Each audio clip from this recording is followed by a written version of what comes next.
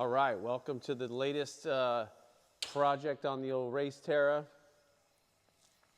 So a quick recap, we raced the NORRA 1000 last year, did great. The 196 was super reliable. We just got back from the dyno. She produced 62 horsepower at 3,300 RPMs and 122 foot-pounds of torque at about 2,200. We're sticking with the 196, but the name of the game is weight savings. And so this is our attempt to gain some horsepower. I'm going to say it now. My goal is that we gain 8 rear wheel horsepower with this bad boy. This is from Hogan Racing Manifolds. We worked together to design a billet 2-barrel manifold for 196. Never been done before in the history of Scouts and IH, but we did it. We're stoked to get it set up. This is going to save about 30 pounds, but we'll get a scale and confirm that. And I thought, no better time to do it. So let's get into it. I'm going to walk you around the current setup so we can kind of get our eyeballs on it and check it out, and I have no idea if this is going to fit. We're going to find out. Let's do it. So here's the current setup. It's nothing much to talk about. It's basically a bone stock 196, 1-barrel 1904 carburetor.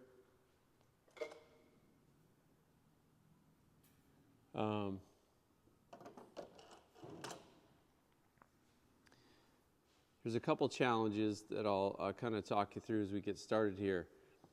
So number one, this intake manifold is like a wet manifold, meaning the coolant comes out of this passage and this passage, and it flows through the manifold and out the water neck.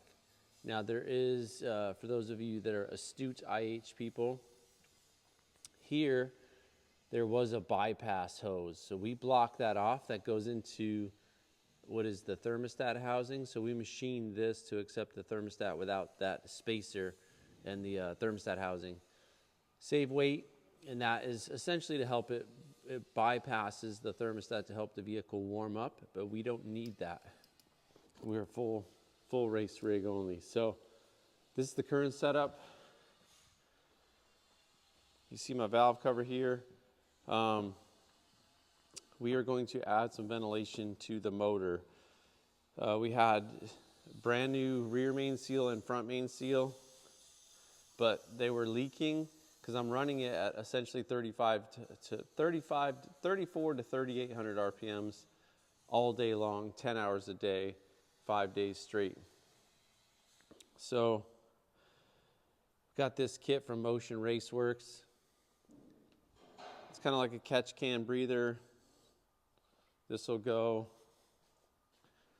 on the firewall like this and give us extra breathability to the motor. Get that pressure out of the motor. An assortment of AN fittings. We adopted or chose to go with a Chevy style thermostat housing, so I could get an aluminum one and we could rotate it, clock it, all that kind of good stuff. So basically, yeah, we're just going to tear this thing down, see how it ends up, and hopefully get it running in the next 3 or 4 days. Not going to mess with ignition. We'll do some maintenance on the radiator mounts, some different things. Get the intake on, change the oil, fire it up, and then go back to the dyno and do some tuning.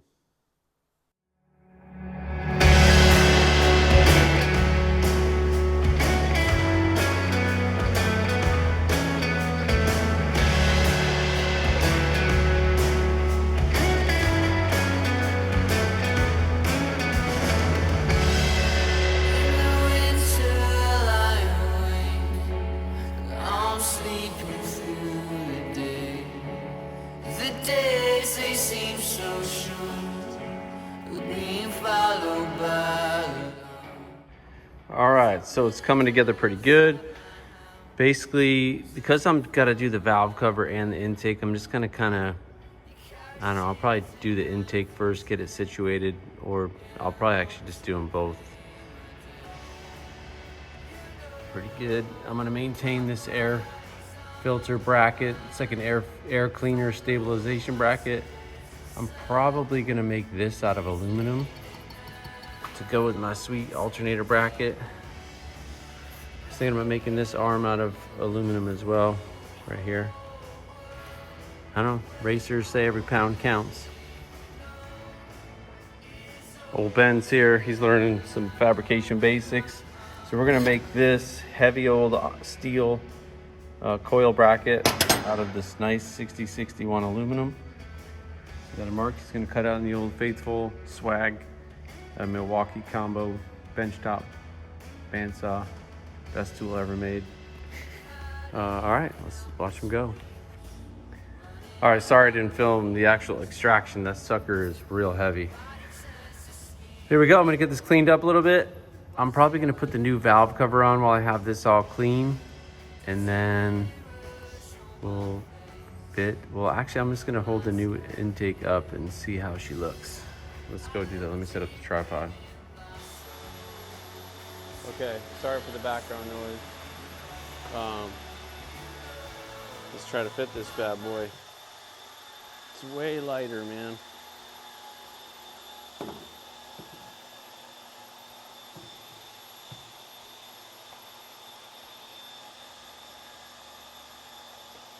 All right, I already see an issue. The vacuum advanced, so I'm gonna have to reset the timing.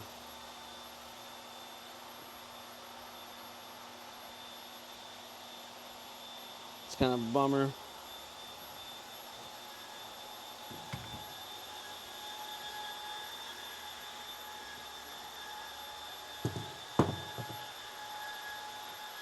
Yeah, kind of a bummer, but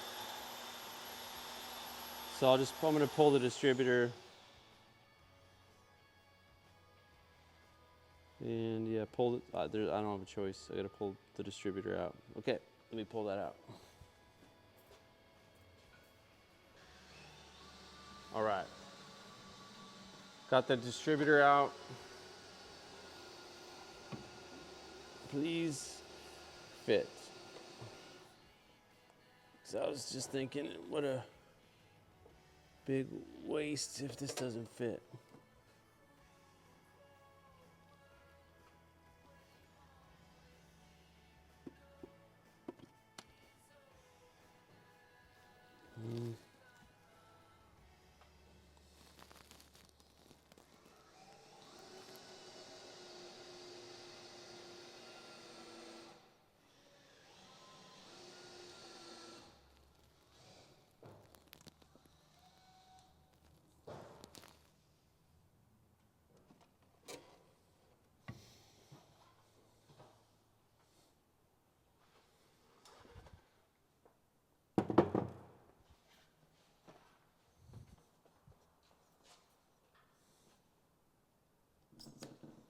All right, so let me explain what's going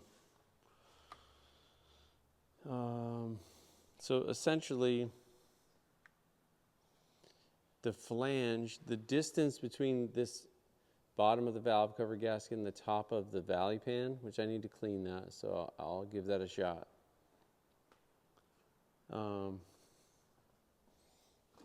Here's this is an original Scout 2 intake that's just, see how this is like just exactly the runner height? I'll get a tape measure on it. But this is the runner plus a little bit. So I got an idea.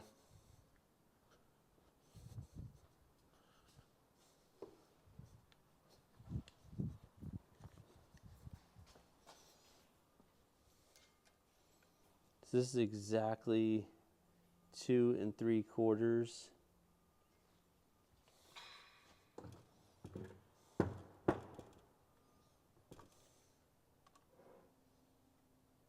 Well, it's exactly 2 3/4.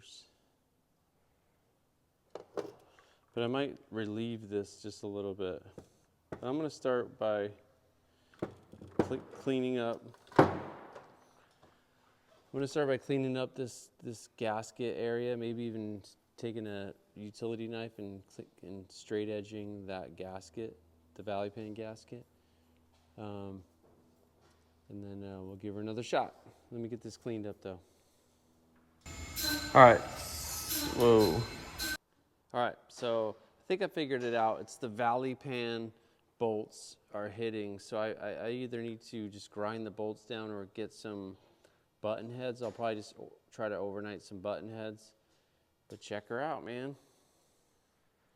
First ever aluminum intake on a 196. And I was grateful that the carburetor clears. It's not bolted on, but yep. So I'll have to like get creative with the throttle cable coming in here. It's all custom, man. I'm pretty stoked. So I got it to clear everywhere. I can still rotate the distributor, and I think I can rotate it enough. I don't know how much we have to worry about vibration, but I mean, it's technically not touching, it's very close. I'll throw the plenum on and show you that. All right, here's the final clearance.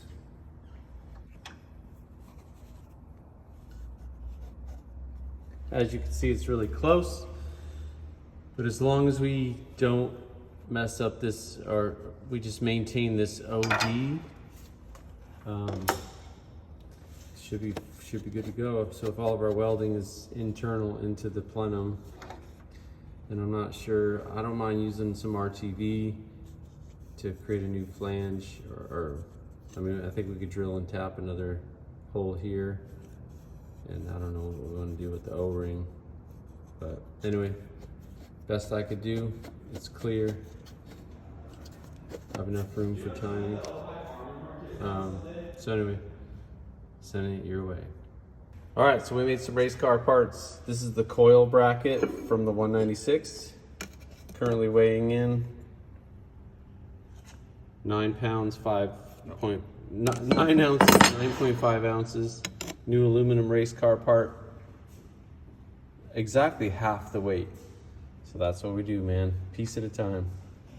Thanks to some movie magic, it is now probably 2 weeks later, and we've got the intake, we've got it clearance. We sent it back to Hogan's. They were great, man. They really knocked it out for us. So I'll show you the modifications that we had to do, and kind of show you some of the inside bits of the manifold, and then we're going to get it sealed up and get the install going. And big picture, man, this is just racing and doing custom one-off modifications like this. So anyway, they welded a nice plate in there. I'm going to lose some of the O-ring, but we'll use some RTV sealant across the whole plenum. And we've clearanced it, and we have room around the distributor to where I can get the cap off and still rotate the distributor. I had to rotate it about 180, so it doesn't give us a lot of sweep, but my initial, I know where we got to be, and as long as I have a little bit of room to advance it, I feel like I can get that compensated for. So let's get going, man. I'm going to assemble this intake, and then we will slap it on.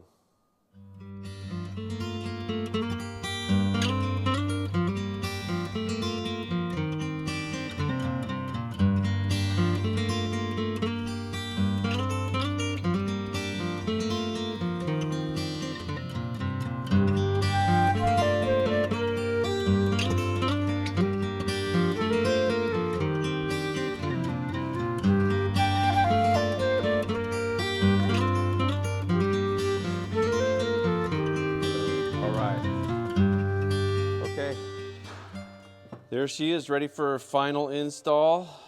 I actually have to seal this vacuum port because we are deleting the PCB on this vehicle. We've already done it on the motor. Sealed all the threads. You know, like I know they provided O-rings in here and it's really nice, but in Baja racing, there's a lot of shaking and kind of thrashing around, and so I just thought a little extra sealant isn't going to hurt anybody. And I doubt we're going to have to service the manifold in Baja. So I'm going to put some of my fittings in. Got this this elbow here. So this right here, this is a cooling bypass. So this dumps coolant, hot coolant out of the head, and it needs to go somewhere. So it's going to go through this AN fitting into the base of this water neck. So I'll show you when I put it on. But I'm going to do that next, set that up. Let's keep going. All right, so on the intake gasket, we're going to use some copper spray, a gasket, high temp sealant, sorry. And it's very important on these improved cooling motors. This is the back port that I was showing you, that little steam port or crossover tube. So the engineers wanted to restrict coolant flow from that back cylinder. Don't know why, but I'm gonna trust that they knew what they were doing. Anyway, we're gonna put a nice coat of this on and get ready to slam that intake on.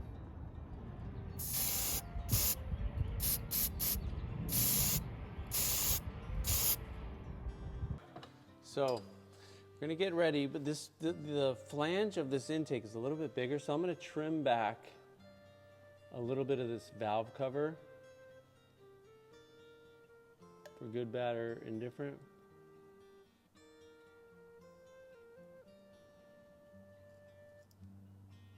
Try not to cut myself.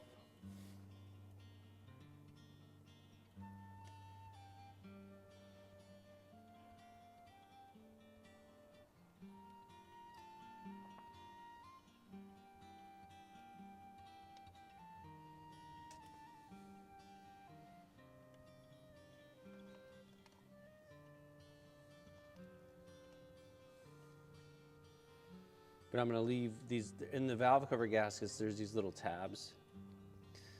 So I'm going to leave those.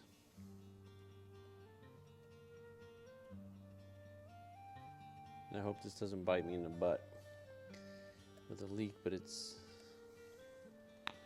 uh-oh. Dropped a piece of valve cover gasket in the cylinder.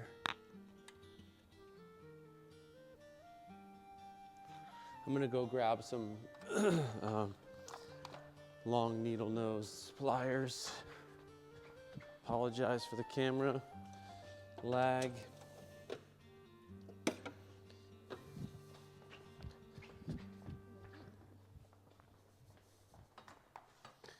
Got these long boys. I feel like I'm playing Operation. Okay. Copper gasket said essentially spray it, cover it, let the solvents dissolve. The gasket says front on it, so I'm going to make sure that that is facing front. I've got my button head screws. I'm aligning my tabs, making sure my gasket. Intake. Let's hope this is on for its final time.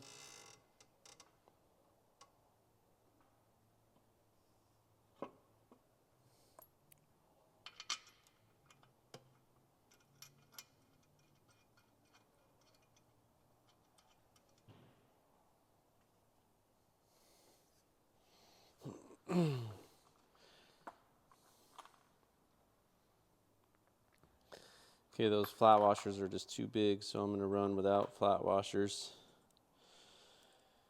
Just do lock washers.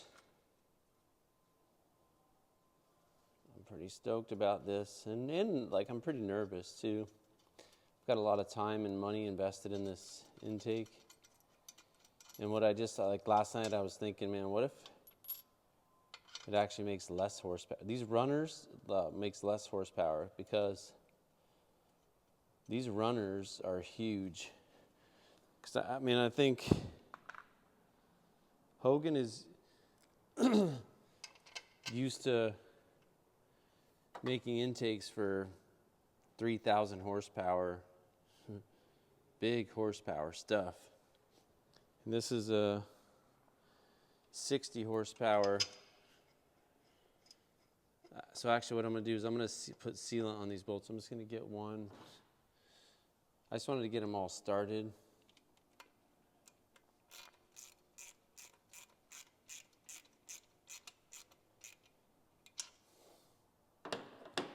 And then I'll pop them out.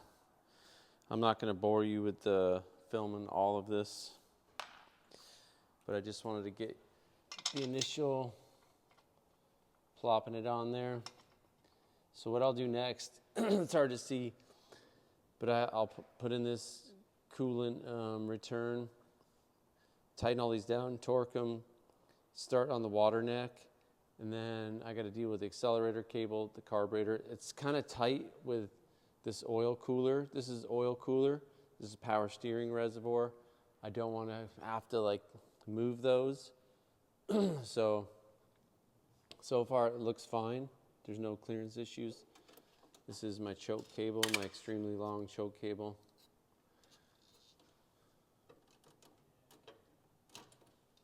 And then I need to deal with my accelerator cable too. All right, I'm wrapping up for the day. Sorry I didn't film some of this, but I was just in a rush. That line is a little questionable, but I couldn't get the fittings to really line up much better. I might clock this one down just a hair. But yeah, looking good. The carb's bolted down. Got to start doing linkage. Yeah, so tomorrow we'll get back at it. All right, it's the next day. Valve cover's buttoned up. It looks kind of like a jumbled mess. And keep forgetting like the order of things, but I got to put this coil bracket on, this aluminum coil bracket that Ben made. It's literally exactly half the weight of the steel. So that's gonna go there. Then we'll route these wires and mount the coil. Timing is set. I'm hoping these Pertronics, because I changed the orientation of the distributor, so hopefully these wires are long enough. Then I got my new radiator from US Radiator, so we'll install that and keep cranking. It's looking good though, pretty cool. All right, so back, it's about a week later, I had to go to Iowa. I didn't do much, I just mounted the coil. And again, we set the timing. I replaced the fuel filter and fuel hose. Still have a bunch of projects, including the radiator, which is a big job. But I want to make sure that I can get it running. So, and I did cheat a little bit because I just had to see it. I just had to see if I was on the right track. And but Ben, go ahead and toke the ignition, and let's see what happens.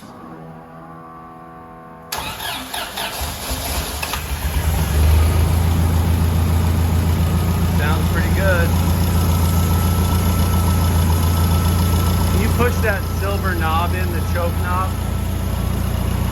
Yeah, push it in. So I still have to make some adjustments, but sounds pretty good. Seems pretty snappy. I don't want to run it long because it's no coolant. But yeah, man, that's exciting. So now what's next is get the radiator. I have to make a throttle. I got the choke cable done off camera. I need to make the accelerator cable work and change the radiator. See, this upper hose is for an IH water neck. We have the Chevy style water neck for the lightweightness. We got this new US radiator with a straight 1.5 inch stock lower, IH lower, but Chevy upper. So it's a pretty cool hybrid system. It's race stuff. Doing the best we can, but I'm pretty stoked. It runs. Woo! I think that might wrap up this episode. I'm not sure. Maybe I'll finish up the throttle spring and the accelerator cable, and then we'll show the rest of the stuff in part 2. Let's go.